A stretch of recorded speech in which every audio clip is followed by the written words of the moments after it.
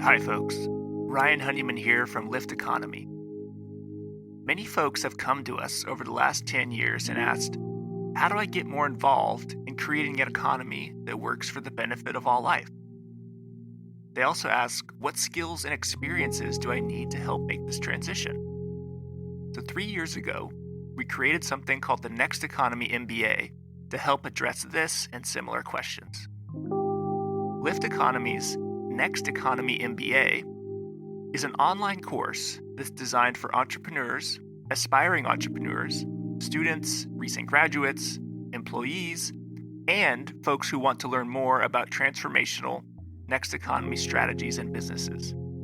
Join the growing alumni network of nearly 250 alumni who've gone through this program and learned essential skills and hopefully built lifelong relationships for catalyzing businesses in the emergent and regenerative economy. So we encourage you to check out our course. You can go to lifteconomy.com/MBA. The next course, Cohort 7, starts on September 21st, 2021. So once again, go to www.lifteconomy.com/MBA. And now, on with the show.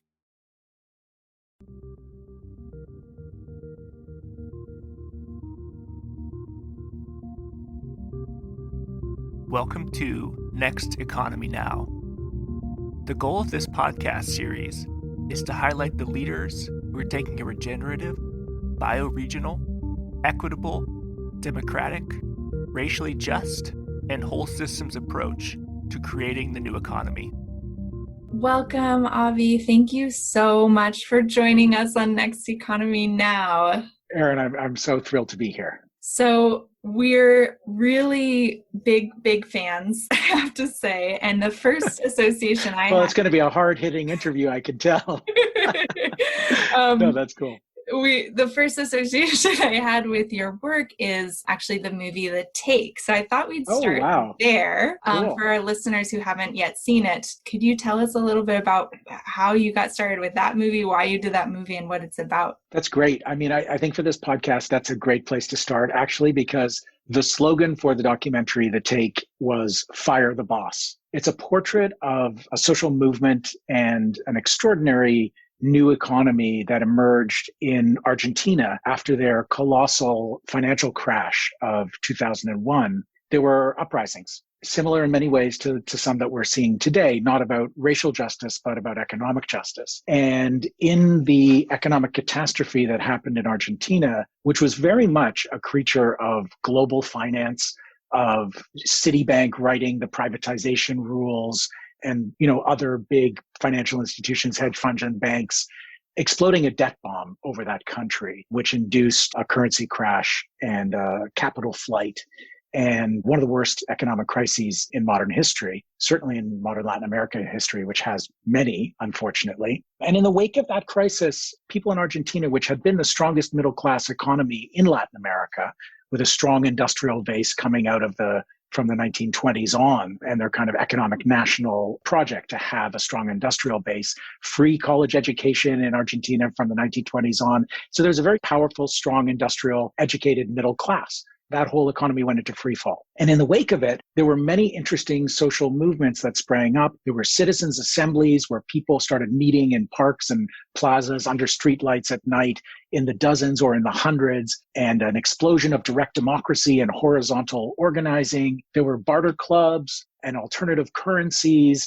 There were many social experiments as people tried to create the next economy in the moment of crisis. The most significant, in my view, was the movement of worker-run factories and businesses, this surge of cooperativism, which emerged in the context of this crisis. And The Take follows a number of different struggles as workers whose wages were cut, whose healthcare was cut, whose pension funds were looted, as owners sucked out whatever remained of the businesses, took off to Europe, many of them to wait out the financial crisis.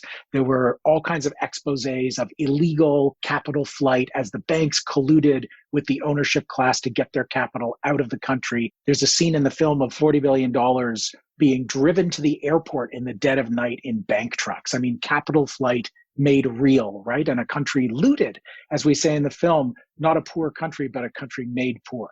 And in this rubble of the neoliberal experiment, because it really followed the 90s in Argentina, which was extreme privatization and deregulation of the economy, people were locked out of their workplaces as many businesses went bankrupt. And the owners started selling off the machines. And many of these were factories because it was a strong manufacturing economy. And workers in communities, their workplace where they'd been going to work for 30 years was still there. You know, there was a lock on the door and the machines were still inside.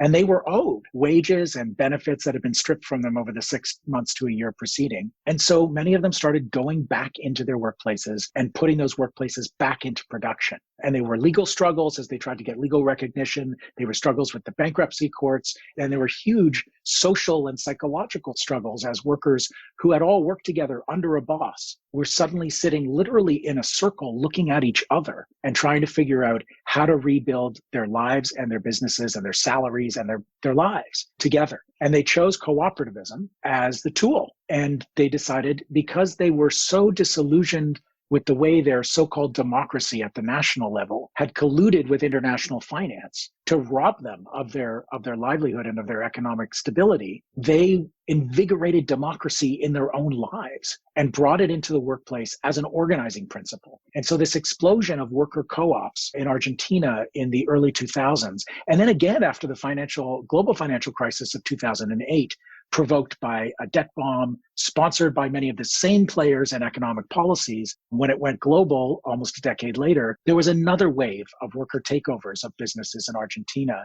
And this network of worker co-ops is alive to this day and continues to grow in the current triple crisis that we're facing. So The Take was my first feature documentary film. Naomi Klein, my partner, we've been together as humans and also working together for the last 25 years. We were really immersed in the globalization debate of the late 90s and the movement that arose around the battle for Seattle and the WTO and the social movement challenging of those global financial institutions. And we had been hammering it out. Naomi with her first book, No Logo. I was hosting a talk show on Canadian public television in the late 90s where I was on air 4 nights a week in prime time arguing about this moment in the late 90s of corporate globalization and the wave of movement resistance that was emerging to it. And we reached a point where we really agreed with some of our critics, which was we knew what we were against, but we didn't have an alternative that we were asserting. And this kind of facile debating trick of like, well, I know what you're against, but you're never for anything. We pushed ourselves to really look at that question. And we saw what was happening in Argentina from afar and then went down there and spent almost an entire year of 2002 living in the streets with folks, sleeping on the floors of those factories when they were fighting off police, coming to evict them, when they were gathering support in the community, and when they were building a genuine grassroots democratic economy in their communities, which continues to inspire to this day. Sort of coincidentally, I ended up co-founding an important organization called The Working World, which some of your members may know of, with Brendan Martin, who literally came to see the film at its New York premiere in a film forum in the Village in 2004 and cornered me afterwards and said, I want to start a democratically administered capital fund for worker-owned cooperatives. And I've been looking for a place to sort of pilot this idea. And I've seen it in your movie. And I want you to go down to Argentina with me and introduce me around. And I thought he was a bit bonkers initially. But we ended up funding The Working World, which has become a very important network in the United States, which is now decentralizing the capital that we have raised in what we call the Seed Commons network, where regional hubs, and I know that you're familiar with some of this, of worker co-ops, mostly in communities of color, in Black communities, and in economically marginalized regions, are seizing the means of production and organizing democratically. And there is a straight line from some of the activism in Argentina to some of the energy in the US worker co-op movement today. It's been a blessing for me to be part of it as a storyteller and someone who listens carefully to innovations in the social movement space and tries to create narratives and frames around them that can break through to the mainstream and spread some of these ideas much further and wider. Deep, deep gratitude for that role in the movement. And we just had Cooperation Richmond on our podcast. Oh, amazing. They're heroes. Yes. Yeah. And and the Force for Good Fund as well as a member. And so we love the working world. And this piece around elevating examples of cooperativism, I think, is a part of the messaging now with your other short films, that the one that just came out and the one that's coming out now. And I really appreciate you sharing some of the historical backdrop as well, especially given, we just a couple weeks ago lost David Graeber, who's done so much work around raising awareness around debt. I really recommend our listeners check that out as well. So take us there now in terms of your work as a storyteller. Could you share a little bit the bridge to Message from the Future with AOC, how that came to be, and then we'll go into the next Message from the Future. Absolutely. The second feature documentary that I made, most of my early career was in television. I started as a local news reporter in Toronto, where I was born. I ended up hosting a music show on Canadian television that was syndicated in many countries in the world, a show called The New Music, where I got to interview a lot of my musical heroes. Eventually, I ended up, as I mentioned, hosting a political talk show on Canadian public television, and then started making documentary films. My second feature film was This Changes Everything, which was a companion project to Naomi Klein's magnus opus on climate and capitalism of the same name, a really important book in my life. And I think in terms of her extraordinary foresight as a thinker, many of the things that she wrote about in 2015 seemed far-fetched, and now they seem quite commonplace.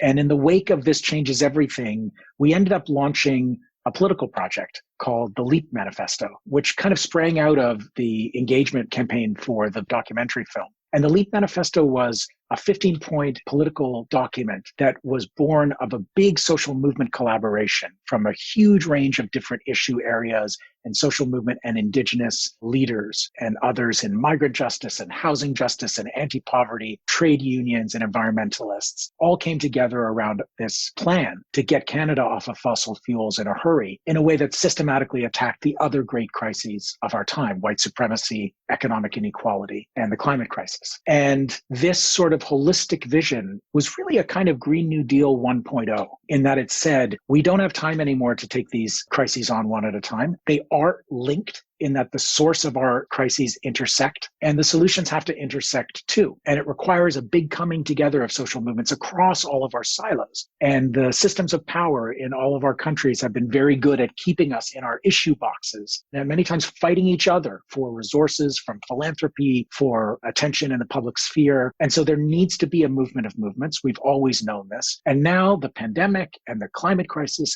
and the crisis of racism and white supremacy are all shoving us into the one big box where we recognize there can't be any competition among which crisis needs to be dealt with first. They're all linked in the economic and supremacist logic of our time, and they need intersecting solutions. And so this recognition that for us in Canada was embodied in this political document, the Leap Manifesto, for me personally, when I read the first draft of the text of the manifesto, which Naomi wrote with a huge amount of collaboration and negotiation from many other people in track changes in a Word document in 2015. When I read the first draft, I just had a big, massive click moment in myself. And I was like, this thing, this holistic, pulling it all together, connecting the dots, political vision, this is it for me. This is what I want to give the rest of my life to. I don't think I'll ever see anything as holistic and important, urgent, and deeply necessary as this. And so I kind of transitioned, and I recognized it afterwards, from being a journalist, an engaged journalist, obviously a movement journalist, but a journalist with access to the mainstream, to a full-time activist. And we ended up founding an organization called The Leap, which has been my full-time job, my 24/7 job for the last 5 years. And The Leap is an organization which exists to be the connective tissue wherever possible among movements and solutions to the epic crises that we face. And so using my storytelling skills that I'd evolved over a few decades in journalism, I've been working in much smaller formats, more online video. And I think there's a generation of organizational videos and explainer videos. There's been some very innovative stuff. And there's a lot of stuff that feels pretty utilitarian. Videos are a really good campaigning tool, and they can get people to a rally or to a virtual event effectively, but they can also be used in deeper ways. And we've been exploring some of those at The Leap, as we've been doing short 2-minute videos, animated videos that illustrate different elements of the Green New Deal. We've done one on Green New Deal and housing. We've done one on the connection between the climate crisis and migration. We did an explainer on sort of what is the Green New Deal in the first place. And we've also ventured into longer format short films. So Message from the Future with AOC was this extraordinary project that came around a little over a year ago in the spring of 2019 when Alexandria Ocasio-Cortez was just exploding onto the national and international stage. And the Sunrise Movement had occupied Pelosi's office and introduced the idea of the Green New Deal, a wartime level public investment in shifting the very basis of the economy, creating millions of good unionized jobs as we get off of fossil fuels and center the needs of those people who have been most excluded from contemporary capitalism through the lens of white supremacy, community overwhelmingly indigenous, Black, and communities of color. And the Green New Deal was this exciting breath of fresh air as a political idea, as a movement-based demand that suddenly broke through into the mainstream, that scared the crap out of the right on some level. And I think Trump's insistent repetition of the Green New Deal has actually been a benefit overall because it's introduced what are, in fact, quite common sense ideas, given that everybody knows we're living through epic crises and that huge change is needed. It's kind of amplified this phrase. Of course, it's turned into, it's been used by the right as a smear, but it's also popularized the lens. And like the Leap Manifesto 5 years ago, I think the more the Green New Deal idea is around, the less radical and more common sense it seems. So we had this extraordinary political moment where we were feeling really hopeful. There was a lot of energy, not just around Bernie Sanders, but around Elizabeth Warren and other progressive candidates in the Democratic primary. And we could sort of see this clear path, a not very likely path, but a possible path to a US president coming to power who is actually connected to demands coming from the grassroots and was prepared to embrace change on the level that is screamingly necessary in existential terms, both on racial justice, economic justice, and climate justice. And there was an article by Kate Aronoff that appeared in The Intercept where, with her editor Ryan Grimm, they conceived of this sort of letter from the future, a postcard from the future where there was a character that was looking back from 20 years in the future at how we won these epic political struggles and the kind of beautiful world that could be built on that basis. And that really seized our imagination. Naomi and I read that with great excitement. And Naomi had become friends with the revolutionary genius artist Molly Crabapple, whose politics are incendiary and whose art is life-changing. And we started talking excitedly about whether we could use this frame of a message from the future, a postcard from the near future, as a way of telling a story that grounds us in the world we're fighting for, that breathes life into the political demands and policy speak, and actually literally paints a picture of the future that we deserve and that so many of us give our lives to fighting for. It is a hopeful vision. It is utopian in some ways. That doesn't mean we think it's likely. And I think now is a deeply depressing and bleak political moment. The US presidential election in the wake of the first presidential debate, it's existential nausea on steroids, looking at the US political situation right now. And around the world with the pandemic, I think, Wile E. Coyote is sort of suspended over the canyon in the global economy. And it hasn't plummeted yet for reasons that we could talk about, but it feels like it's going to.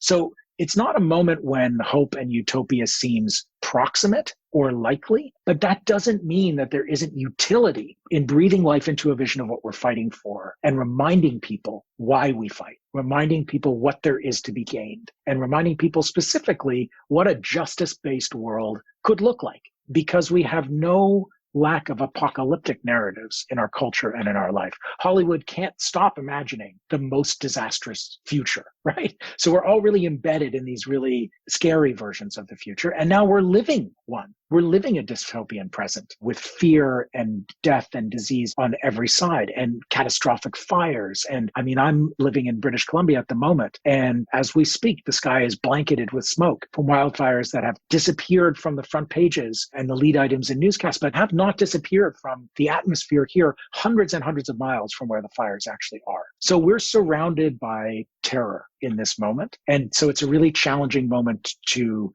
talk about hope and to allow ourselves to dwell in hope. But I believe passionately that it has strategic utility that actually the antidote to despair is giving ourselves and our creative energy to sketching the future that we're fighting for, because it helps us stay oriented, it helps us stay in the fight, and it helps us remember that things don't have to be this way. We live in countries with immense wealth, and there is immense opportunity, and even opportunities created by the pandemic and by this moment of crisis where big change is in the air. And we need to stay focused on what that looks like and why we fight. Well, and also just to name that it is a white supremacy culture norm to think in absolutes and to think it either has to be hope or apocalypse. There's a big gradient between those two. And how do we get from one to the other? Exactly. And that's the spectrum.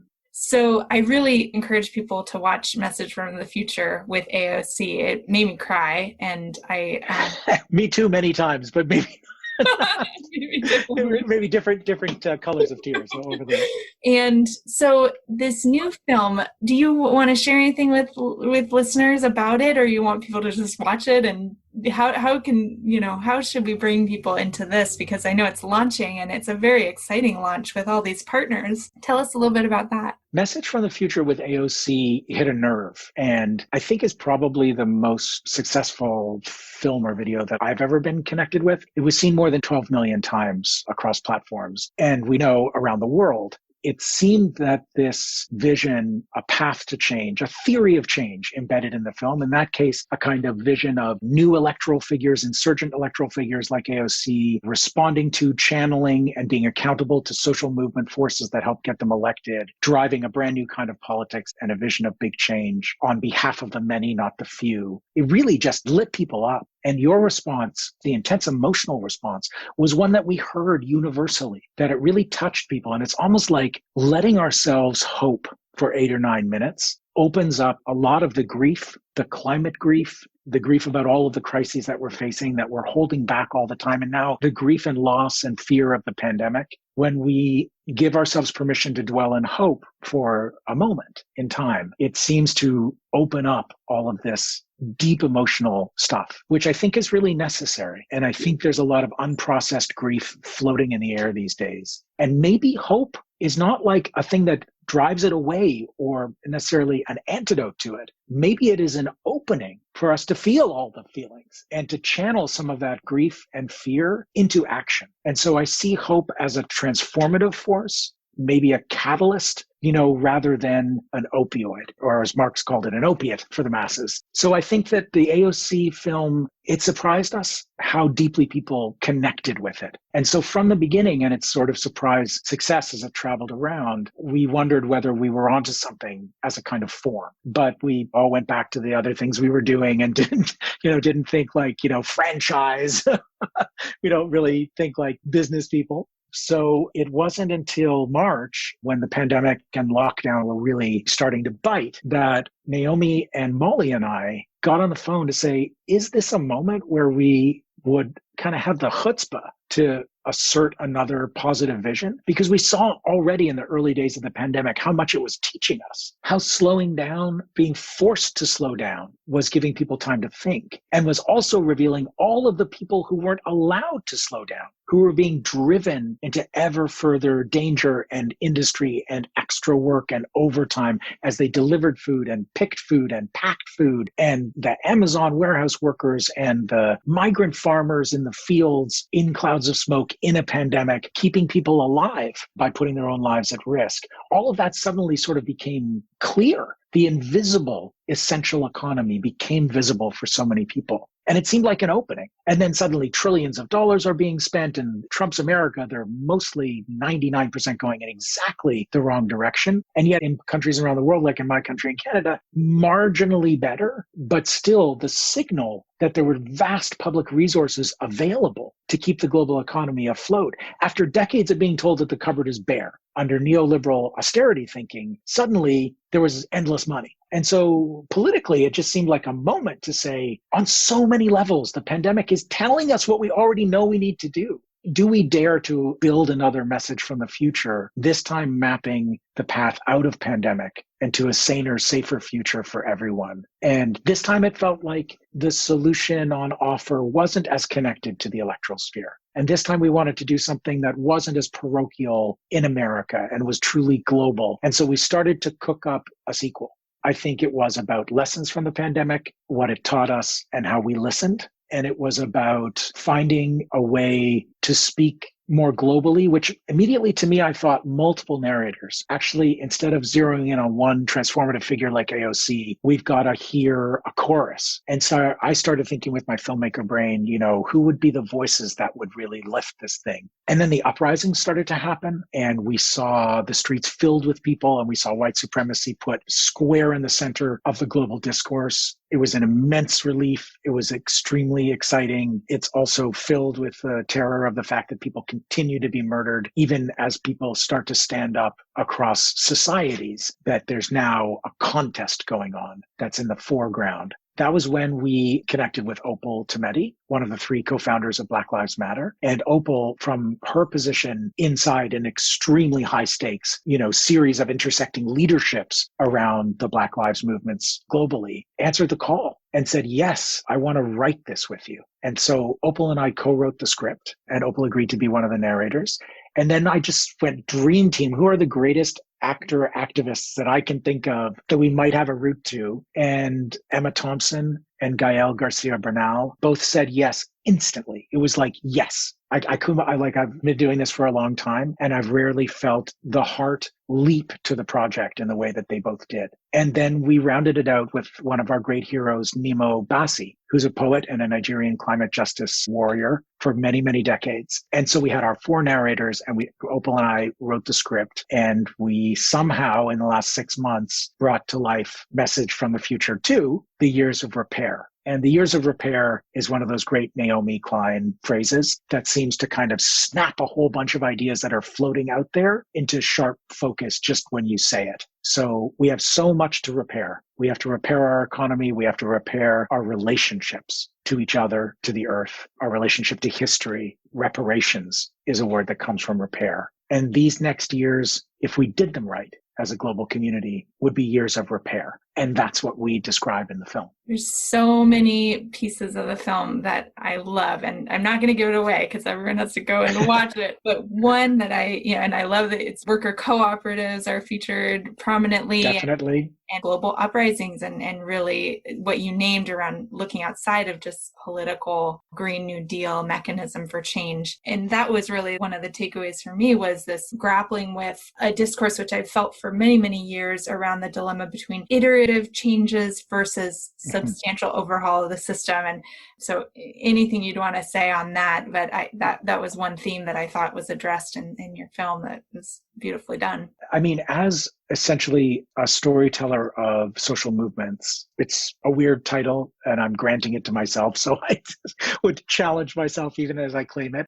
It's a thread through my working life of being close to people who are in the tireless, exhausting, and unending work of activism, and trying to bring the clarion calls of those constituencies to an audience that isn't involved in activist work. And from my place in the mainstream, in the 90s when I was covering electoral politics in Canada for the youth audience on the music channel, we would try to find young activists, Indigenous activists, and anti-poverty activists, and student activists, and try to elevate their voices and their demands, their concerns, and their stories. And so this project is, in many ways, I think probably like the best love letter to movements that I've ever had one hand on the pen for. And when we finished the script and went into the production part, we started approaching partners across a huge span of social movements to see if they saw themselves reflected in it, if they saw their concerns reflected, if the politics were aligned, and if they thought it could be a useful organizing tool. And to our astonishment and delight,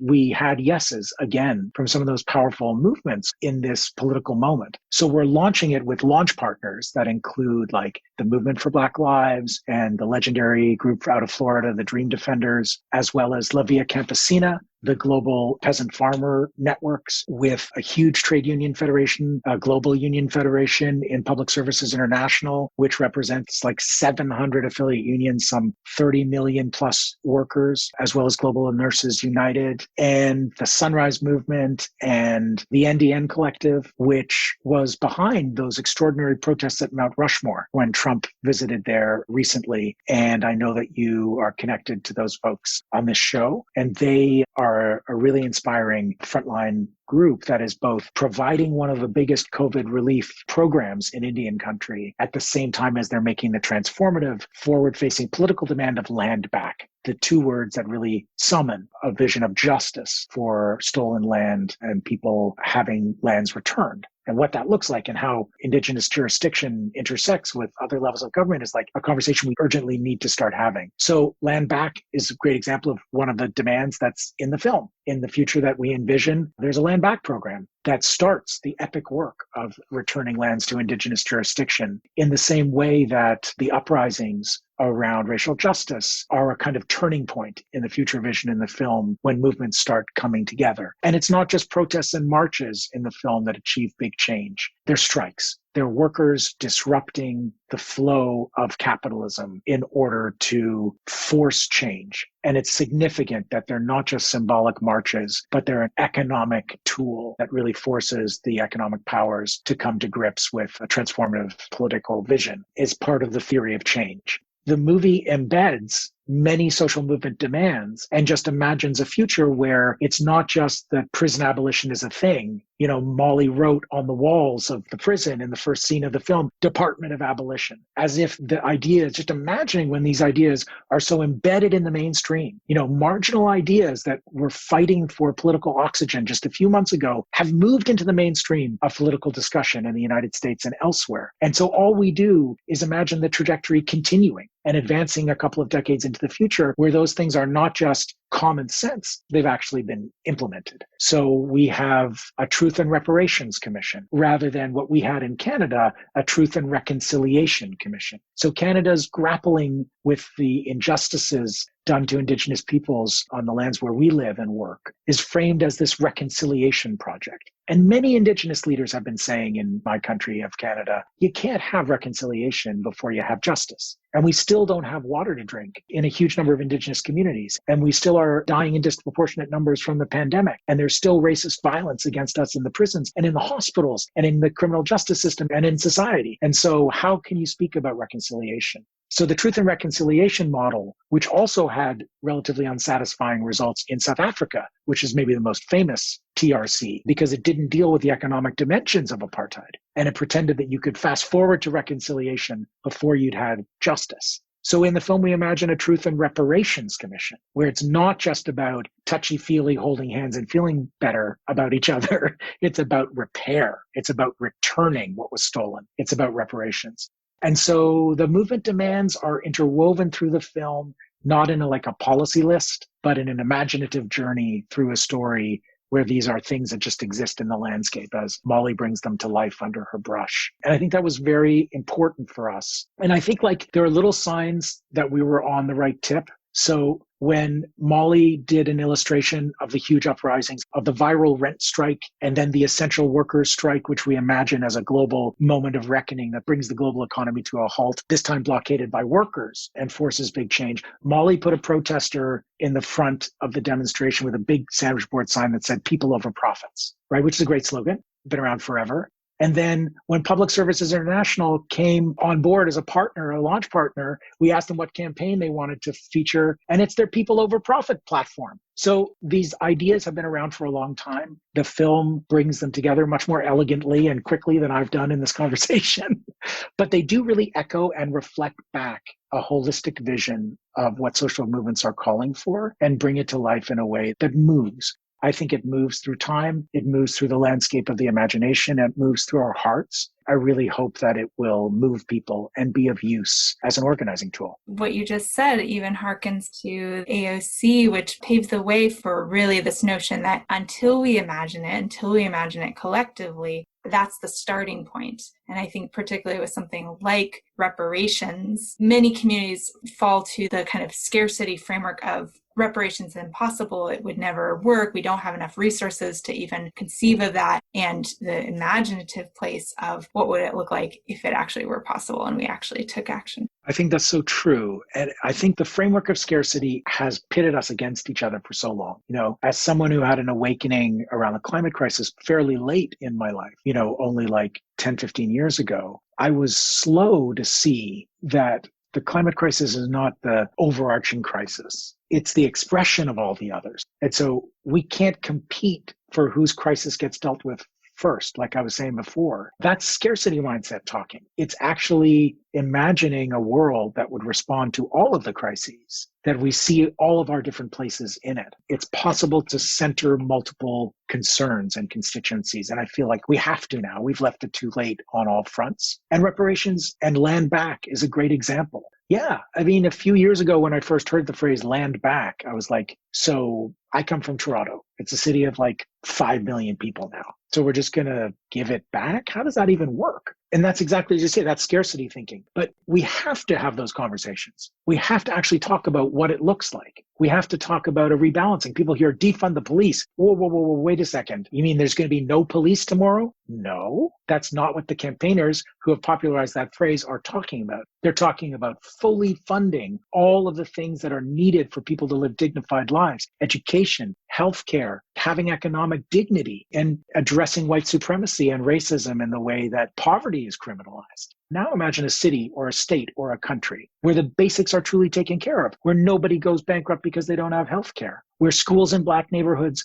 are just as good as schools in every other neighborhood, where people have access to decent work and unionized salaries. The majority. Now, how much policing do we need? Now we're having a different kind of conversation. And so I think that in a way, the utility of these utopian visions is to start a conversation about what a world really looks like when we win some of these demands. And then we can work our way backward to the present and say, okay, that's where we're headed. What do we need to get there? Because just the slogan, land back or defund the police, requires a whole huge amount of education and imagination and organizing and campaigning so that people really get what it means and don't have these scarcity reactions like you so well described. And I think art can be a helpful tool, not a solution, not a shortcut. There's no shortcuts in organizing and in moving for social change, but it can be a tool to unlock parts of us that are not scared, that are not operating out of scarcity, that are expansive and are operating out of generosity.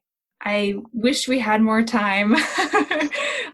We could talk about this, and I hope this is just the beginning of many conversations. And in the spirit of that, I really appreciate the way you portrayed hope, and I think it was in a more nuanced and more complex way than sometimes hope is portrayed in mainstream media. And in the spirit of further conversations, what is your hope that people will remember after watching the video and in conversations that they bring these themes forward into their life? What is your hope that they will remember? What are maybe lessons from your learning from activist communities that people should keep in mind as they engage in these conversations? What I've learned, even from the amazing partners that we have helping us launch the film, V-Day and 1 Billion Rising, the legendary feminist movements, global movements have just joined. And they're such incredible teachers too, that joy and celebration, that art and imagination, that community and the strength of human connecting is the backbone of struggle. Struggle looks thankless from the outside, and often the work is.